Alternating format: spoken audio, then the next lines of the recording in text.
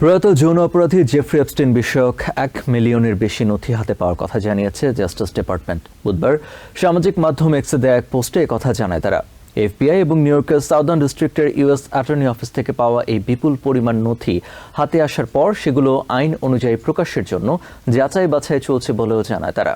এদিকে এপস্টিনের নথি প্রকাশ বিলম্বের জেরে অ্যাটর্নি জেনারেল প্যাম বন্ডিকে কংগ্রেসের মুখোমুখি করার দাবি জানিয়েছেন হাউস ওভারসাইট কমিটির ডেমোক্রেটিক সদস্য রো খান্না।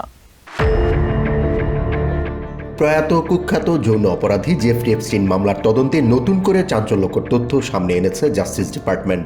বুধবার সামাজিক মাধ্যম এক্সে দেয়া পোস্টে জাস্টিস ডিপার্টমেন্ট জানায়, এপস্টিন মামলার সঙ্গে সম্পর্কিত আরও প্রায় 1 মিলিয়ন নতুন নথির সন্ধান পাওয়া গেছে। এফবিআই এবং নিউ ইয়র্কের সাউদার্ন ডিস্ট্রিক্টের ইউএস অ্যাটর্নি অফিস থেকে এই বিপুল পরিমাণ নথিপত্র হাতে আসার পর এখন সেগুলো এপস্টিন ফাইলস ট্রান্সপারেন্সি অ্যাক্ট অনুযায়ী জনসমক্ষে প্রকাশের জন্য যাচাই বাছাই চলছে বলেও জানায় তারা। জাস্টিস ডিপার্টমেন্ট আরও জানায়, ভুক্তভোগীদের কথা বিবেচনায় রেখে এপস্টিন নথিগুলোর নির্দিষ্ট কিছু অংশ গোপন রাখার কাজ করছেন একদল আইনজীবী। নথির বিশাল আয়তনের কারণে এই প্রক্রিয়া সম্পন্ন করতে আরও কয়েক সপ্তাহ সময় লাগতে পারে বলে ধারণা করা হচ্ছে। এদিকে নথিপত্র প্রকাশে বিলম্ব এবং তথ্যের গোপনীয়তা নিয়ে ট্রাম্প প্রশাসনের বিরুদ্ধে সরব হয়েছেন ডেমোক্রেটিক আইন প্রণেতারা। হাউস ওভারসাইট কমিটির র্যাঙ্কিং মেম্বার রবার্ট গার্সিয়া এই বিলম্বকে বেআইনি বলে মন্তব্য করেছেন। নথিগুলো প্রকাশে বিলম্বের জেরে অ্যাটর্নি জেনারেল প্যাম বন্ডিকে কংগ্রেসের মুখোমুখি করার দাবি জানিয়েছেন তিনি। এক বিবৃতিতে গার্সিয়া বলেন, জাস্টিস ডিপার্টমেন্টের কর্মকর্তারা প্রতিদিনই মিথ্যাচার, অযোগ্যতা এবং আইনি সীমা লঙ্ঘনের প্রমাণ দিচ্ছেন।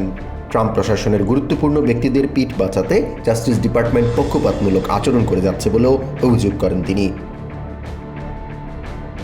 হাউস ওভারসাইট কমিটির আরেক ডেমোক্রেটিক সদস্য রো খান্না হুঁশিয়ারি দিয়ে বলেছেন, এফবিআইয়ের জবানবন্দি এবং এপস্টিনের কম্পিউটারের সব ইমেল প্রকাশ না করার পর্যন্ত তারা চাপ বজায় রাখবেন।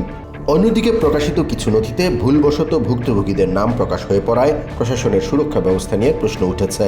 কংগ্রেসম্যান খান্না বলেন, গত নভেম্বর মাসে Epstein files transparency act pass হয়, যার লক্ষ্য ছিল এই মামলার সব সত্য জনগণের সামনে আনা। তবে এপস্টিনের কৃতকর্মের সাথে গুরুত্বপূর্ণ ব্যক্তিদের যোগসাজশ গোপন রেখে ভুক্তভোগীদের নাম প্রকাশ করে জাস্টিস ডিপার্টমেন্টের কর্মকর্তারা আইন লঙ্ঘন করেছেন বলেও অভিযোগ করেন তিনি। জাহান মিথুন, TVN 24 news desk. New York থেকে সম্প্রচারিত TVN 24 টেলিভিশন বিশ্বজুড়ে বাঙালির কণ্ঠস্বর।